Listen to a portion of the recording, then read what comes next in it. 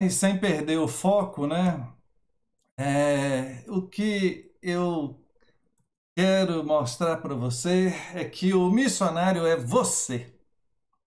É você o missionário desta noite. Você foi chamado por Deus, você foi capacitado por Deus e você foi enviado por Deus. Você é um missionário. E isso é de suma importância porque nós corremos o risco de querer terceirizar a nossa tarefa. Tem gente que não gosta de fazer certas coisas e paga para os outros fazer. Mas veja, não tem como nós fugirmos da nossa responsabilidade. Então, quando você levantar amanhã e olhar no espelho, você pega e fala assim: olha, você, né?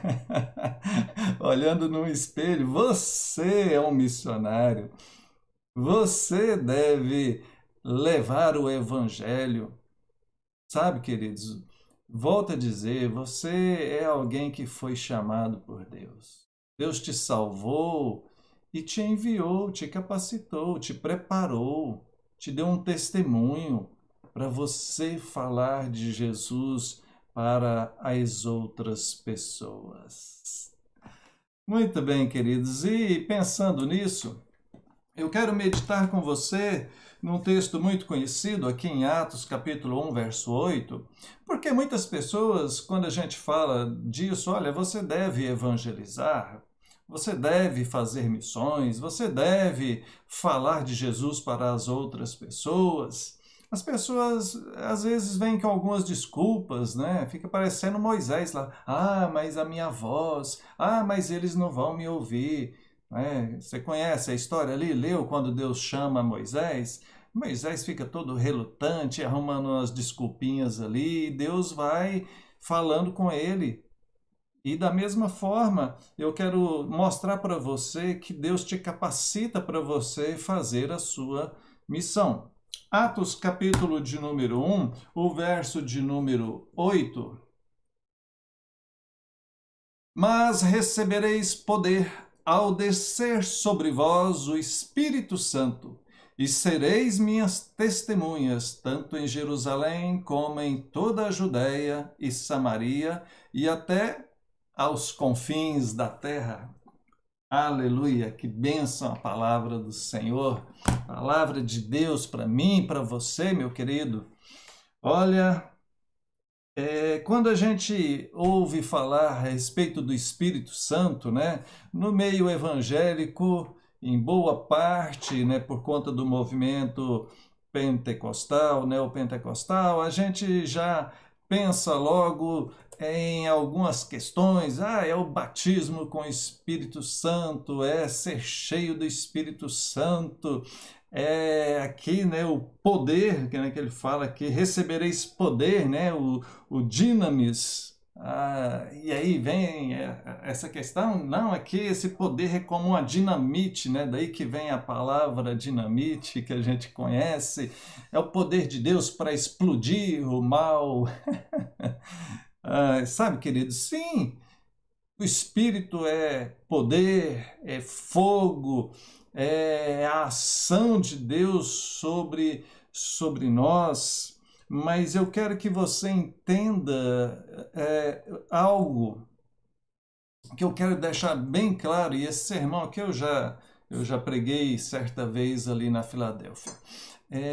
Eu quero afirmar com todas as letras para você que você que já foi convertido por Cristo, você que já foi alcançado por Deus e teve uma vida transformada, você já tem o Espírito Santo.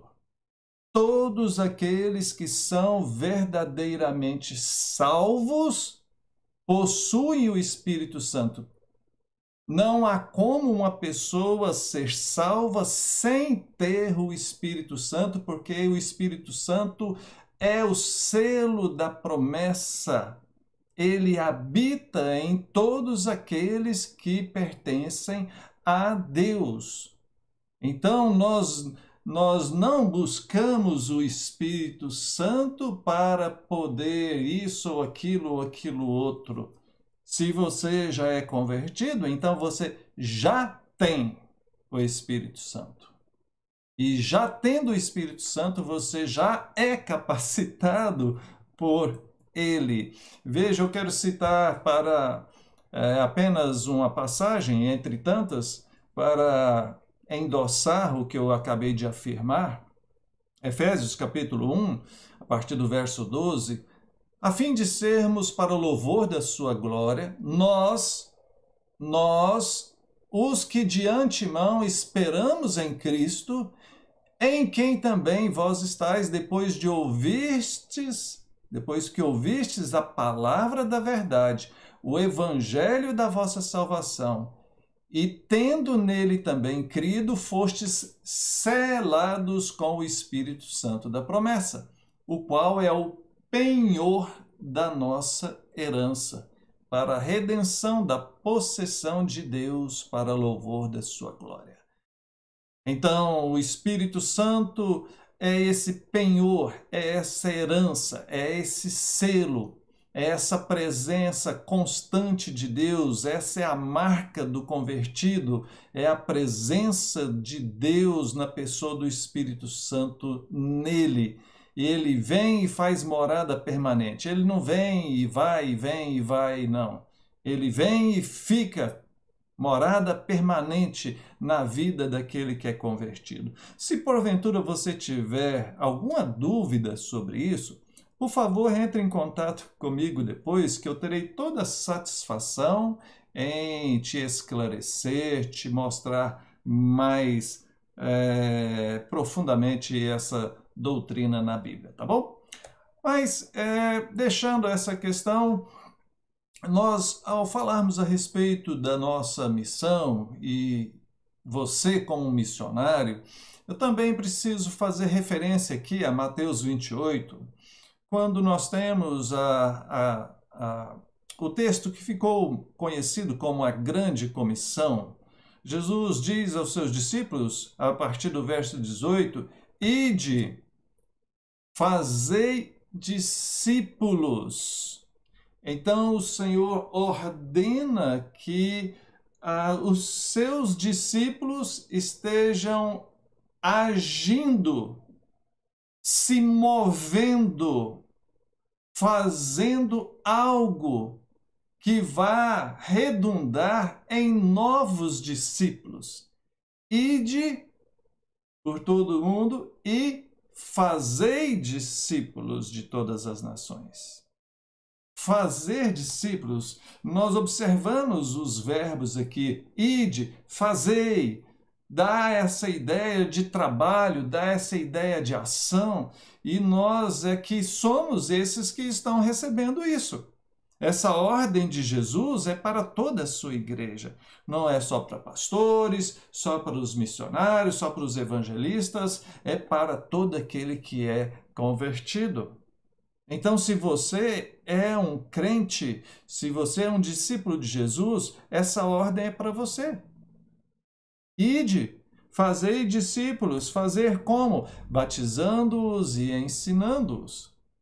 Então, nós vamos, anunciamos, falamos de Cristo para eles, o Espírito Santo de Deus os converte, passa a habitar neles, e aí eles vêm para a igreja, e ali são batizados, e ali são ensinados, capacitados, e aí eles são enviados, e esse ciclo aqui vai se repetindo. Eles vão agora falar para outros, esses outros serão convertidos, voltarão, serão batizados e ensinados, depois serão enviados, e eles falarão para outros, e aqueles outros serão convertidos, e eles vêm para a igreja e serão batizados e ensinados, e agora eles são enviados novamente. E esse ciclo vai movendo essa igreja de Jesus. Essa é a dinâmica que ele próprio estabeleceu para o seu reino, para a sua igreja. E então, entrando no nosso texto propriamente dito,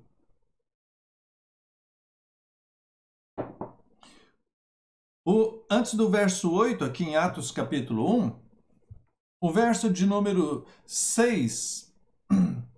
Então os que estavam reunidos lhe perguntaram: Senhor, será este o tempo em que restaures o reino a Israel?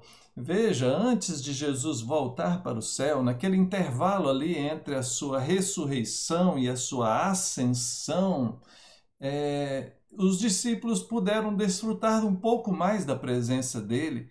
E ali eles questionam ele, mas será que é esse o tempo que todas as coisas serão consumadas, que o reino será restaurado? Eles estão aqui na perspectiva da redenção final. Será que é agora? E a gente está no meio dessa pandemia aqui, e quando tudo isso começou, muitas pessoas questionaram, agora até parou, né?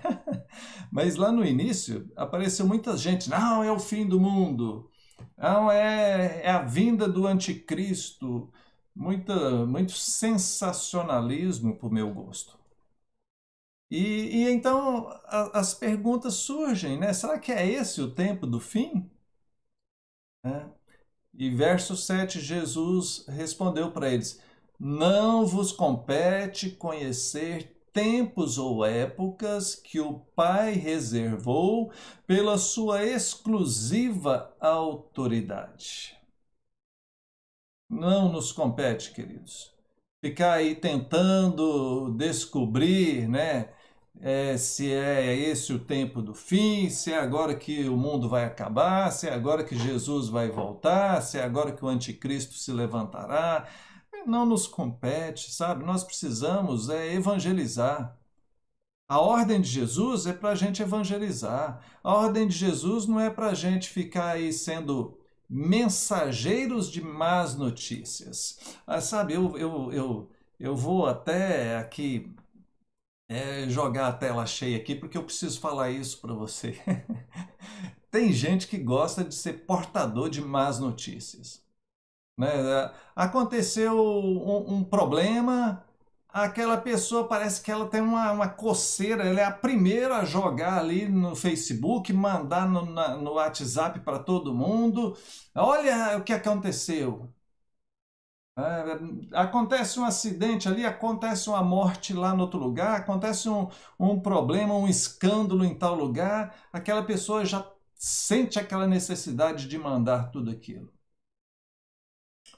Nós somos chamados para ser portadores de boas notícias. Pare de ficar passando para frente notícia ruim. Você tem a melhor de todas as notícias, que Jesus Cristo é o Salvador. Que todo aquele que nele crê será salvo, como diz as Escrituras. Que aquele que confia no Senhor, o Senhor o ampara, o sustenta, o protege, o guarda. Que para todos aqueles que têm a Jesus Cristo como Senhor e Salvador, a eles está destinado a vida eterna, um paraíso, um lugar onde não há mais dor, nem sofrimento, nem lágrimas, nem tristeza, nem pecado, nem qualquer tipo de problema. O que mais que nós poderemos querer? Então vamos parar de ficar pensando aqui quando é que vai acontecer o fim do mundo. Eu não estou ansioso pelo o fim do mundo, eu estou ansioso por agradar o meu Senhor e desfrutar da presença dele e dos meus irmãos em Cristo. Veja, então, verso 8, Jesus fala assim, ó, mas... e esse mas aqui é importante, né? Olha, vocês quietam com esse negócio, para de ficar pensando nisso, para de ficar pensando no fim do mundo.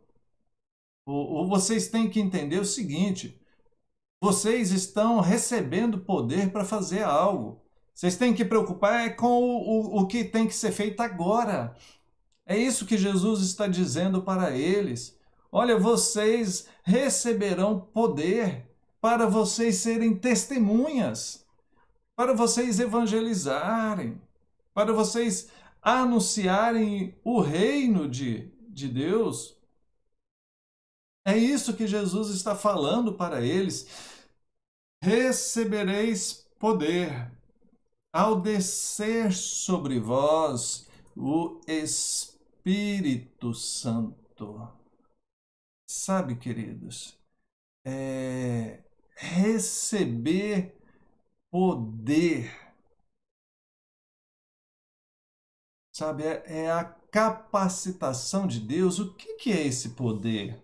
O que você entende, né, de receber poder?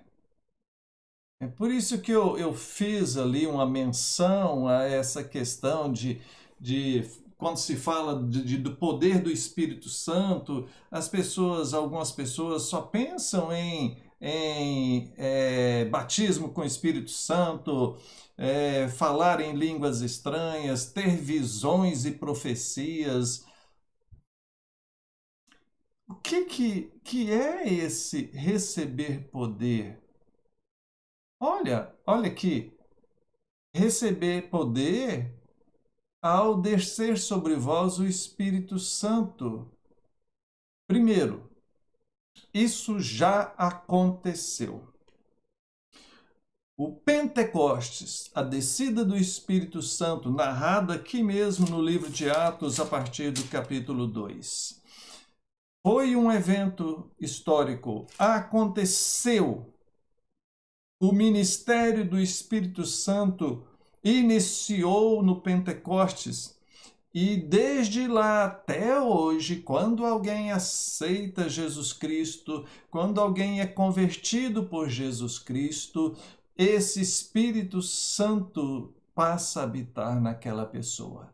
E esse poder é a presença do Espírito Santo. E a presença do Espírito Santo nos capacita, primeiro, nos dando entendimento. É a luz do Senhor que brilha em nós. É a luz do Senhor, através do Espírito Santo, nos convencendo do pecado, do juízo e da justiça. É abrir os olhos do entendimento. É tirar a cegueira espiritual. É tirar a cegueira que o pecado causou em nós. Aquele que ainda não foi convertido, ele está cego. Ele é pobre, cego e nu, como diz lá no Apocalipse. Ele não conhece o Senhor. Ele está em trevas, perdido, cego por Satanás ali e seus pecados.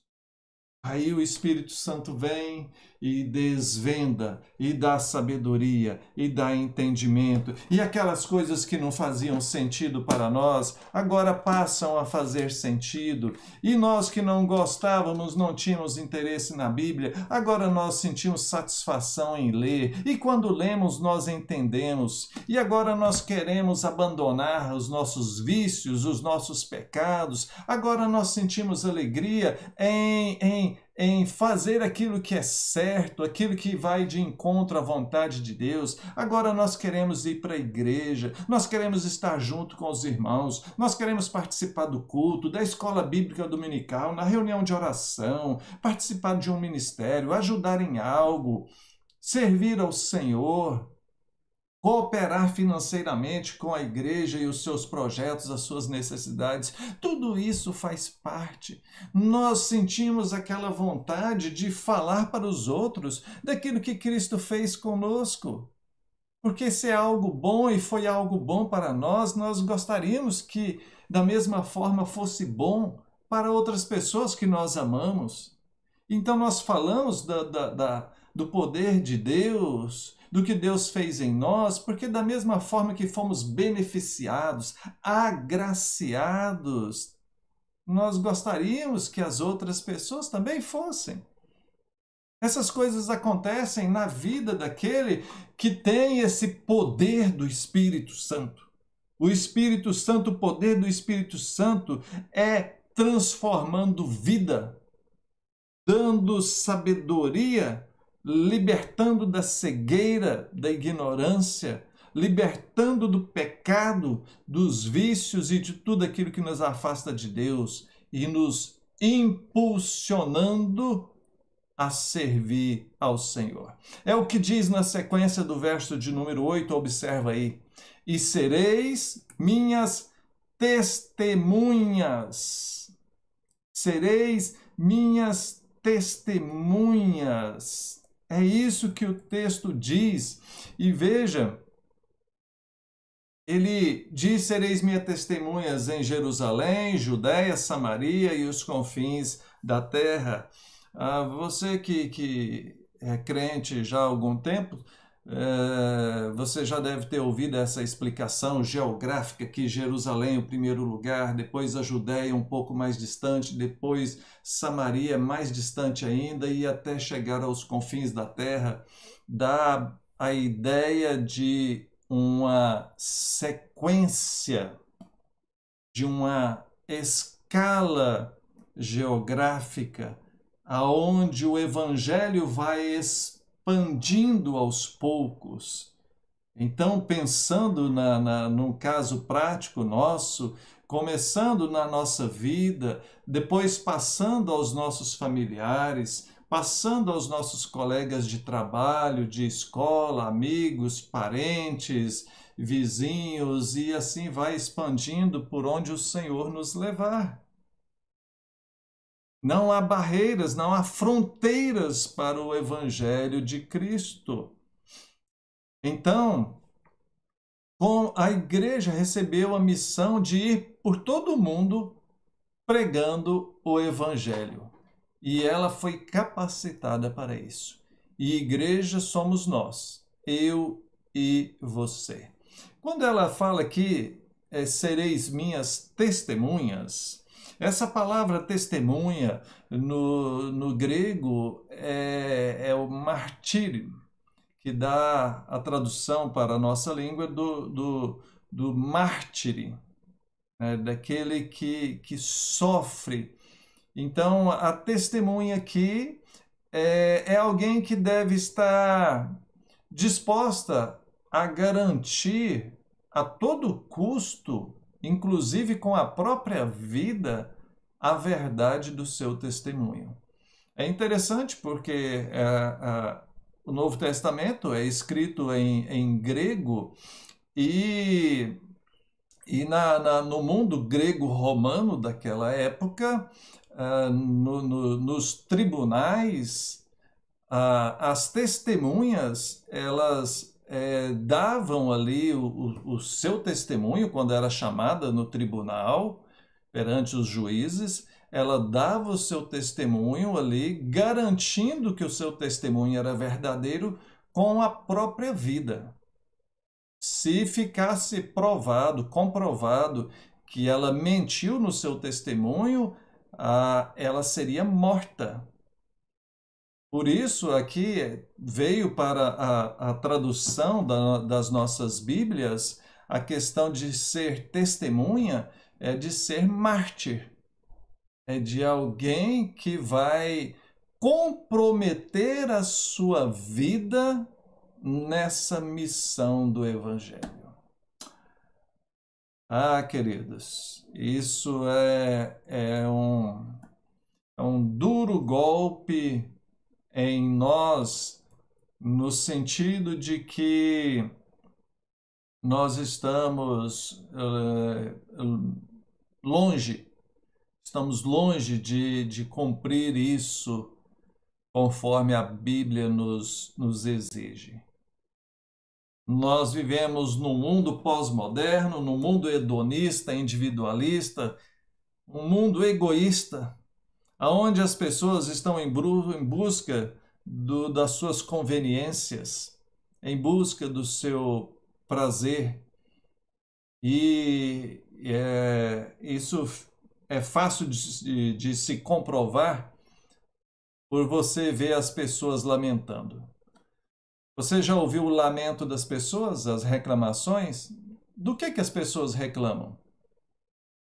Geralmente as pessoas reclamam ou porque estão doentes, ou porque estão com problema financeiro, com falta de dinheiro, ou porque estão com algum problema de relacionamento, ou é no casamento, ou é com filho, com pai, com alguém, ou elas reclamam é porque o clima não está muito agradável, né? Ah, está muito quente. Ah, não, está muito frio. Ou reclama por conta dos governantes da nossa cidade, do nosso país. As reclamações geralmente são essas. Ou seja, porque algumas coisas não estão conforme a vontade dela.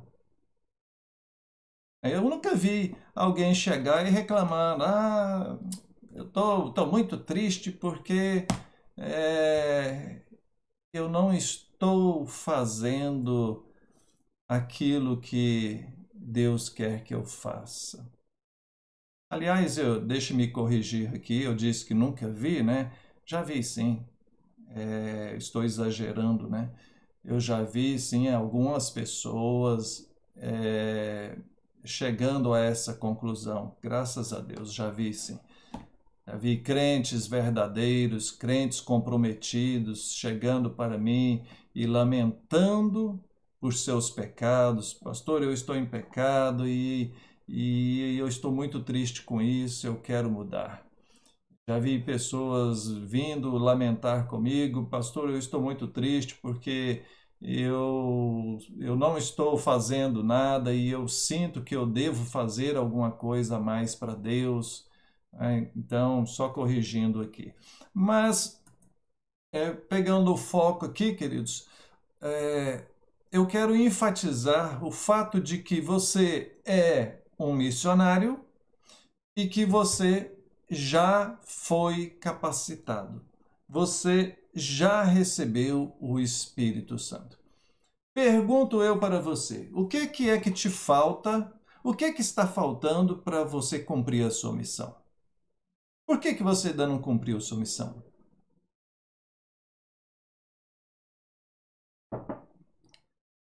Quantas pessoas você já evangelizou?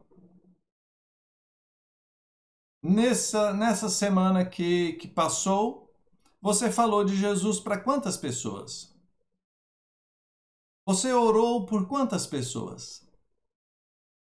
Você falou da Bíblia para quantas pessoas? Você cumpriu a sua missão essa semana passada? Se não cumpriu, por que não cumpriu? O que está faltando? Você não tem o Espírito Santo? Tem ou não tem? Porque aqui a Bíblia está dizendo que é o Espírito Santo que será dado a nós como um poder, uma capacitação para sermos testemunhas. Então, se você ainda não recebeu o Espírito Santo, se você ainda não foi convertido, então realmente você não foi capacitado. É. Agora, se você já foi convertido, se você é uma pessoa salva, convertida, você já tem o Espírito Santo. E se já tem o Espírito Santo, você já foi capacitado. Então você já é convertido, você já foi transformado, você já tem o Espírito Santo, você já foi capacitado, você já conhece as Escrituras, você já sabe quem é Jesus, você já sabe que Jesus é o único meio de salvação. O que está faltando para você cumprir a sua missão? Por que você não tem falado de Jesus para os seus amigos, seus parentes, seus colegas de trabalho, as pessoas com as quais você se relaciona?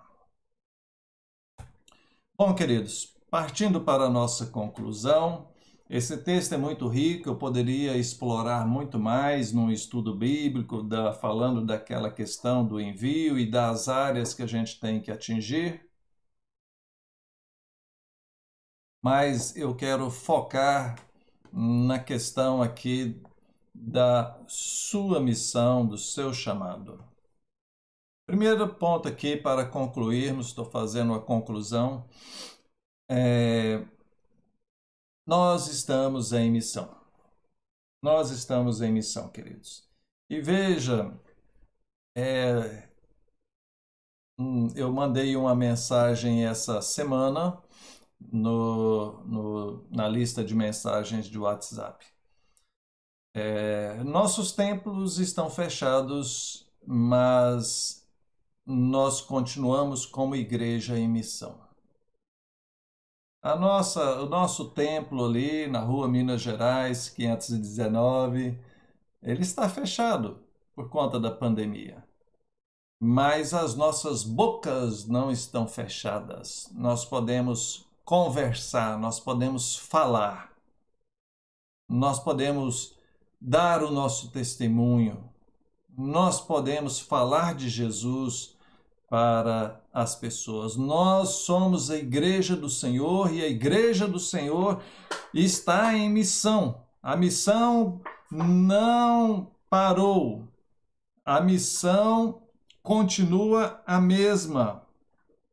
A missão está de pé.